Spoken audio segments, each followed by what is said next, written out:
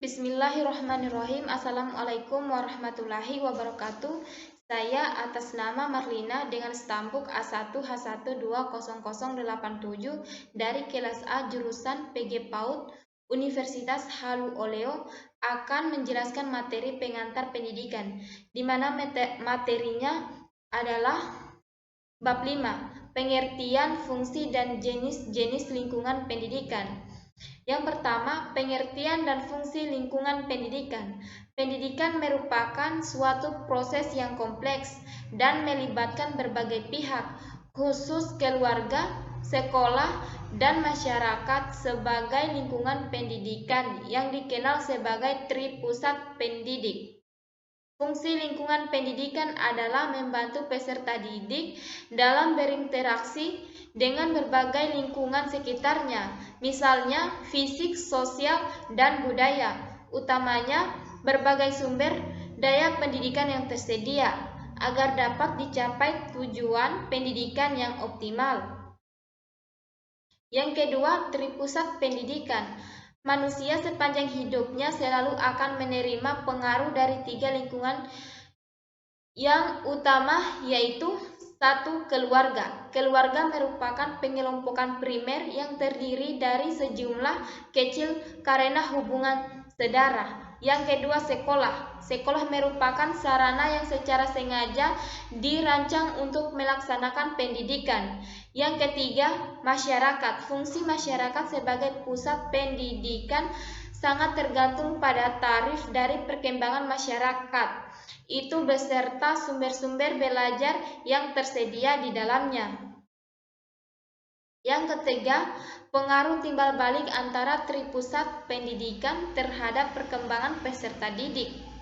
Perkembangan peserta didik, seperti juga tumbuh kembang anak pada umumnya, dipengaruhi oleh berbagai faktor yakni membimbing, mengajar, dan melatih. Bab 6. Aliran-aliran pendidikan. Yang pertama, aliran klasik dan gerakan baru dalam pendidikan. Aliran-aliran klasik dalam pendidikan dan pengaruhnya terhadap pemikiran pendidikan di Indonesia. 1. Pengajaran alam sekitar. Gerakan pendidikan yang mendekatkan anak dengan sekitarnya. Yang kedua, pengajaran pusat perhatian. Anak harus dididik untuk dapat hidup dalam bermasyarakat dan anak harus diarahkan kepada pembentukan individu atau anggota masyarakat. Yang ketiga, sekolah kerja. Gerakan sekolah kerja dapat dipandang sebagai titik kulminasi dari pandangan-pandangan yang mementingkan keterampilan dalam pendidikan. Yang keempat, pengajaran proyek. Pengajaran proyek akan menumbuhkan kemampuan untuk memandang dan memecahkan persoalan. Yang kelima, pengaruh gerakan baru dalam pendidikan terhadap penyelenggaraan pendidikan di Indonesia. Yang kedua, 2 aliran pokok pendidikan di Indonesia. Kajian tentang berbagai aliran dan atau gerakan pendidikan itu akan memberikan pengetahuan dan wawasan historis kepada tenaga kependidikan. 1. Perguruan Kebangsaan Taman Siswa. Asas dan tujuan Taman Siswa. Perguruan Kebangsaan Taman Siswa mempunyai tujuan asas perjuangan untuk menghadapi pemerintah kolonial Belanda serta sekaligus untuk mempertahankan kelangsungan hidup bersifat nasional dan demokrasi. Yang kedua, ruang pendidikan INS Kayu Tanam. Asas-asas ruang pendidik INS Kayu Tanam. Yang pertama, berpikir logis dan rasional. Yang kedua, keaktifan atau kegiatan. Yang ketiga, memperhatikan pembawaan anak. Bab 7. Permasalahan pendidikan. Poin pertama, permasalahan pokok pendidikan dan penanggulangannya.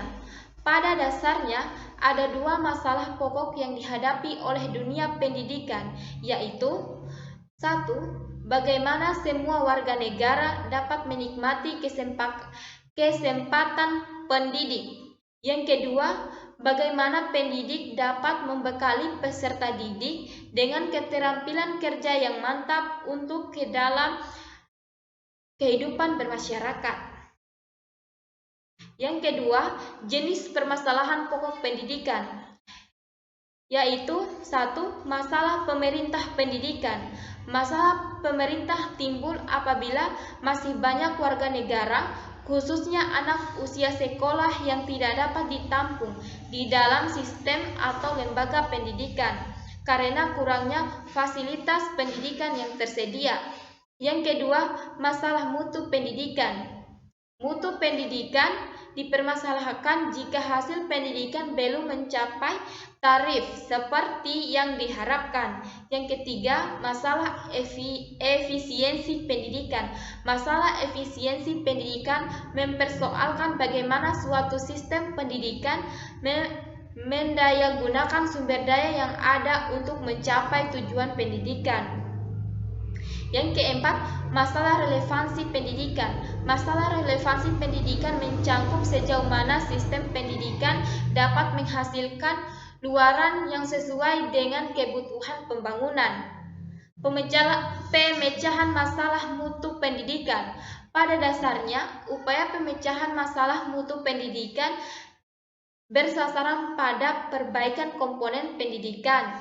Upaya tersebut pada gilirannya diharapkan dapat meningkatkan kualitas proses pendidikan dan pengalaman belajar peserta didik.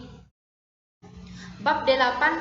Sistem Pendidikan Nasional. Yang pertama, kelembagaan, program, dan pengelolaan pendidikan. Pendidikan adalah usaha sadar untuk menyiapkan peserta didik agar dapat berperan aktif dan positif dalam hidupnya sekarang dan masa yang akan datang. Kelembagaan pendidikan. Pendidikan nasional dilaksanakan melalui lembaga-lembaga pendidikan baik dalam bentuk sekolah maupun dalam bentuk kelompok kerja. 2. Upaya pembangunan pendidikan nasional. Dasar dan aspek legal pembangunan pendidikan nasional. Dasar dan aspek legal pembangunan pendidikan nasional berupa ketentuan-ketentuan yuridis yang menjadi dasar, acuan, serta mengatur penyelenggaraan sistem pendidikan nasional seperti Pancasila, Undang-Undang Dasar 1945, dan lain sebagainya. Bab 9 atau bab terakhir, pendidikan dan pembangunan. 1. Esensi pendidikan dan pembangunan serta titik temunya. Pendidikan merupakan usaha ke dalam diri manusia, sedangkan pembangunan merupakan usaha keluar diri manusia. Yang kedua, pembangunan pendidikan pada sumbangan. Sumbangan pendidikan terhadap pembangunan dapat dilihat pada beberapa segi.